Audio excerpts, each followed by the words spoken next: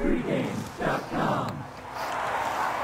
Got a Big 12 matchup here at pregame.tv, and that's the battle between West Virginia and the Iowa State Cyclones. West Virginia laying a 1.5 total in the high 60s, right around 60 at 8.5 as we speak. And Marco, the Mountaineers lost their 5th in a row last week, 50-49. Exciting brand of football against the Oklahoma Sooners. Again, obviously the defense let them down, and over the last 7 weeks, they've allowed 6 opponents to top 40 points. This game against Iowa State may be a little bit different of a take because you do have now a freshman quarterback making his first start, although we saw some time last week for the Iowa State Cyclones. Well, you know, my question is more from the Iowa State Cyclones, and one thing you got to say is last week they got the job done. They're now bowl eligible, so they don't have pressure on them, where West Virginia is still trying to become bowl eligible, but they've got an ace in the hole. West Virginia does. They got Kansas up next week, so that pretty much guarantees they'll become bowl eligible. I don't know if this team has any guarantees anymore. I'm seriously, as bad as Kansas is, and I had Kansas last week here on the show, but the thing is I just don't see how this team can think that way about any opponent right now.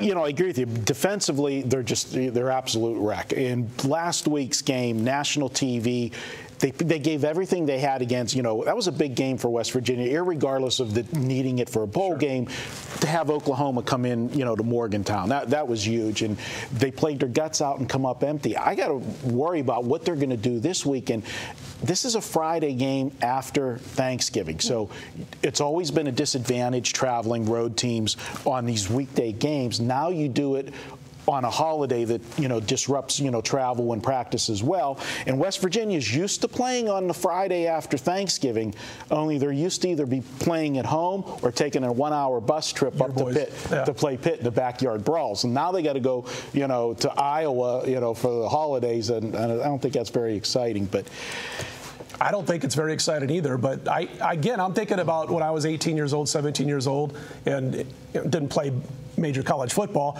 but we all played sports in school growing up, and I sit there and I think, we didn't care.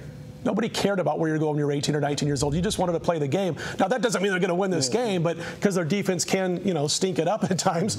But, Bryan, who would have thought in August that in week 13 of the college football season, the Iowa State Cyclones would be bowl eligible and the West Virginia Mountaineers would not be yet? Now, you might have thought Iowa State's going to be there, but not the combination of the two things I just said. And again, I wanted to reiterate that they lost Steele Jantz last week, and it changed the entire offense for Iowa State. They went from having a stand-still, drop back, I'm open to take all the hits kind of quarterback, and that's how we kind of handicapped that game, to this redshirt freshman, Sam Richardson, who ran 11 times. All of a sudden, they got a running quarterback. But now you got a redshirt freshman who played a lot last week, threw 27 passes, ran the ball 11 times.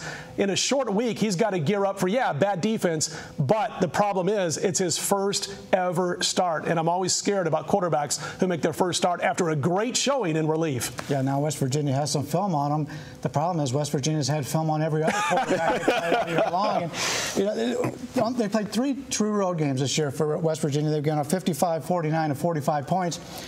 Iowa State has not allowed more than 35 points to any team they played this year. So if there's anything as a correlated parlay here, it seems to make a lot of sense. Iowa State with the young quarterback, not trying to, you know, put him in a position where he has to throw the ball, because in reality, if West Virginia takes a big lead, Iowa State's not really one of those offenses that can put a lot of points on the board.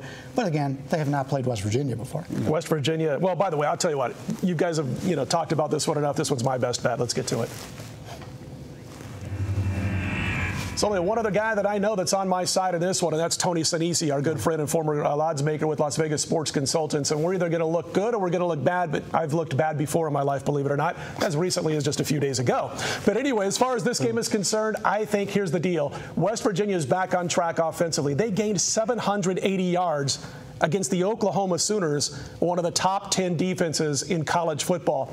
I think they're going to find a way to put up a lot of yards against Iowa State, because the only team that really, truly shut them down was Texas Tech and then part of the Kansas State game, and that's because they had the guys who could fake out Geno Smith. They would show him zone, they would drop into man. Other times before the snap, they would show a man, drop into zone. That's been several weeks ago, and I think what's going to happen here with this redshirt freshman at quarterback is he's going to have a little bit different set of situation after coming in without having to think about it. He was last week Nuke LaLoosh. He didn't have to think when he came in the game. I think this week he's Epi Calvin LaLoosh because he's thinking a little bit. And I'm going to go with the West Virginia Mountaineers to knock off Iowa State and become bowl eligible. My best bet, West Virginia, minus 1.5 points over Iowa State. Be quiet, Marco. When we come back, we've got a matchup between LSU and Arkansas as we move on to the SEC. All that and more right here at pregame.tv.